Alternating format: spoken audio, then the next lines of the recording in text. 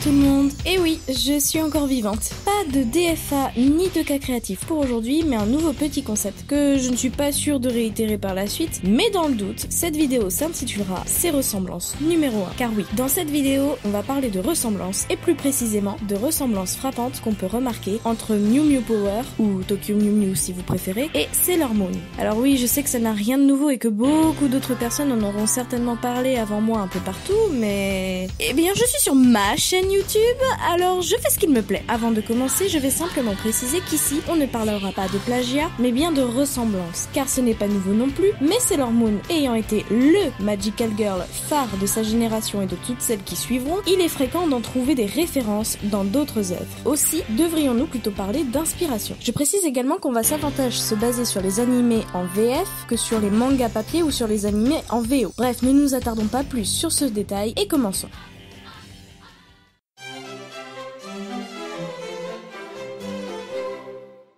Mew Mew Power, l'un des animés qui a, pour ma part, bercé mon enfance. Contrairement étonnamment à Sailor Moon, que j'ai toujours plus ou moins connu de nom, mais que je n'ai pris le temps de visionner que bien plus tard. Globalement, tous les Magical Girls sont plus ou moins foutus de la même façon, mais il y a bien plus de similitudes entre ces deux-là que les autres. C'est simple, je pourrais résumer grosso modo les deux histoires de la même façon. Une jeune fille qui découvre un jour qu'elle a des super pouvoirs et qu'elle va devoir sauver la planète d'une menace extraterrestre, accompagnée de 4 autres jeunes filles qui deviendront toutes amies, le tout basé sur la justice et le pouvoir de l'amour. Alors oui, je sais, dans Sailor Moon, elles sont 10. Cependant, dans la première saison, elles sont bien 5. Et c'est là-dessus qu'on va plutôt se baser. Reprenons donc au cas par cas. Zoe Hanson, ou Ichigo Momomiya pour les intimes, est une collégienne amoureuse du beau gosse inutile de son école qui va subir à son insu une transformation de son ADN lors d'un rendez-vous avec ce dernier. Elle découvrira ensuite qu'elle est ce qu'on appelle une Mew Mew, c'est-à-dire une jeune fille mi-humaine, mi-animale, et qu'elle doit protéger la Terre de la menace des Cyniclons, une race extraterrestre venue récupérer la Terre, qui jadis leur appartenait, car leur peuple est en danger et que les humains sont le seul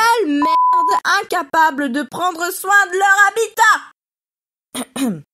Ces 10 extraterrestres, à savoir Dren, puis plus tard Sardone et Tarb, se servent de l'ADN d'animaux, voire même d'humains, pour créer des prédasites afin de semer le chaos. L'enfoiré à la tête de toute cette opération se nomme le Seigneur Bleu. Et ses subordonnés ne le savent pas, mais cet infâme fils de pute n'a en réalité nullement l'intention de sauver son peuple. Il veut simplement la terre pour lui, ce gros bâtard.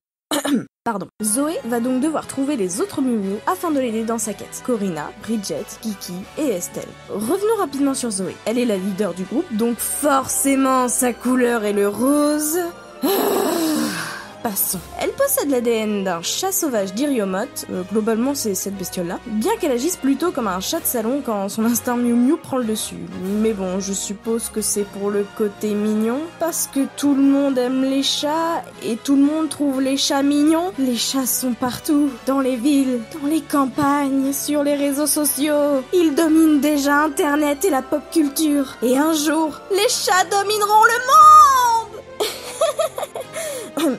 Reprenons. Zoé est donc un chat rose. Tout ce qu'il y a de plus mignon par définition. Le tout complété par une attitude comique parce que ouais, n'allez pas me dire que derrière votre écran vous n'avez jamais ri à l'une des actions ou des paroles de Zoé. D'ailleurs, en ce sens, elle ressemble beaucoup à Bunny de Sailor Moon. Mais il y a un autre personnage auquel Zoé ressemble davantage physiquement. Camille. Ou plutôt Sailor Chibi Moon. Cheveux roses, yeux roses, tenue rose et quasi la même arme, à savoir la cloche. D'ailleurs, l'autre arme de Zoé, le fameux sceptre de puissance, ressemble quant à lui beaucoup à certaines armes de Bunny. Zoé serait donc un parfait mixte inspiré de Sailor Moon et de Sailor Chibi Moon. Passons à présent à Corina. Corina est une jeune riche, snobinarde, légèrement prétentieuse, fainéante, passionnée de danse et fan de René Roberts. Pour le coup, Corina n'a pas vraiment de similitude remarquable avec Sailor Moon, ou bien alors je passe à côté de quelque chose, mais dans ce cas n'hésitez pas à apporter des précisions en commentaire. Sa couleur est le bleu, mais elle est loin de ressembler à Molly, et son arme est une harpe que l'on peut également prendre pour un arc, et à aucun moment il n'est question de ce type d'objet dans Sailor Moon. Objection!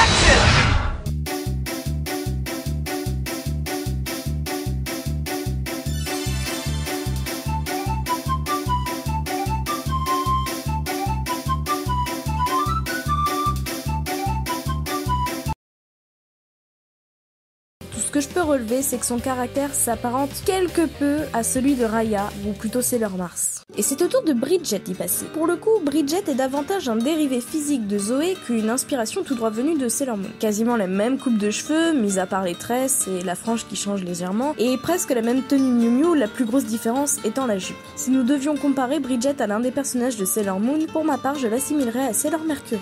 Elles sont toutes deux timides, studieuses, et leur élément est l'eau.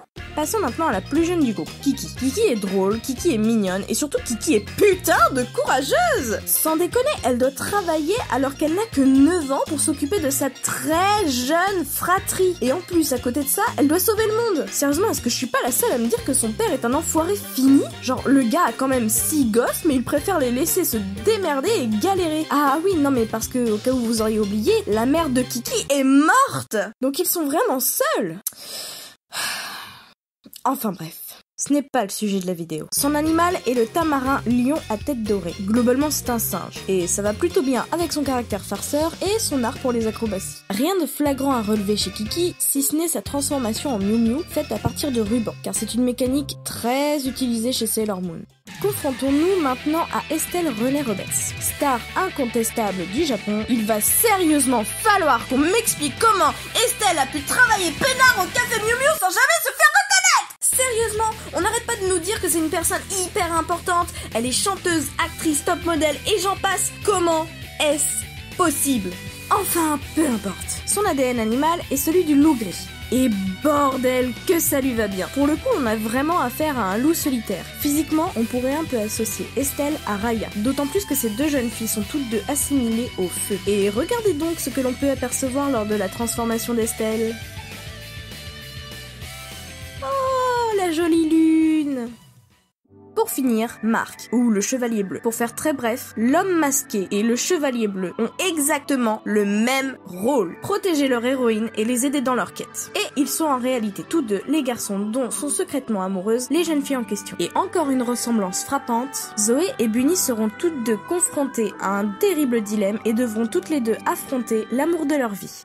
Maintenant, passons rapidement du côté des cyniclons. Déjà, comme je l'ai dit plus tôt, ce sont des aliens. Et il est justement question de peuples extraterrestres dans les deux animés. Jusque-là, on pourrait se dire que c'est une simple coïncidence. En tout cas, c'est ce qu'on pourrait croire jusqu'à ce qu'on croise ces personnages dans Sailor Moon. Je vous présente Alan et Anne. Troublant, non? Et le comble du comble, c'est qu'Alan va flirter avec Bunny, comme le fait Dren avec Zoé. Parce que ouais, dans Sailor Moon, tout comme dans Miu Miu Power, les deux héroïnes principales se font draguer par tous les BG de leur série respective.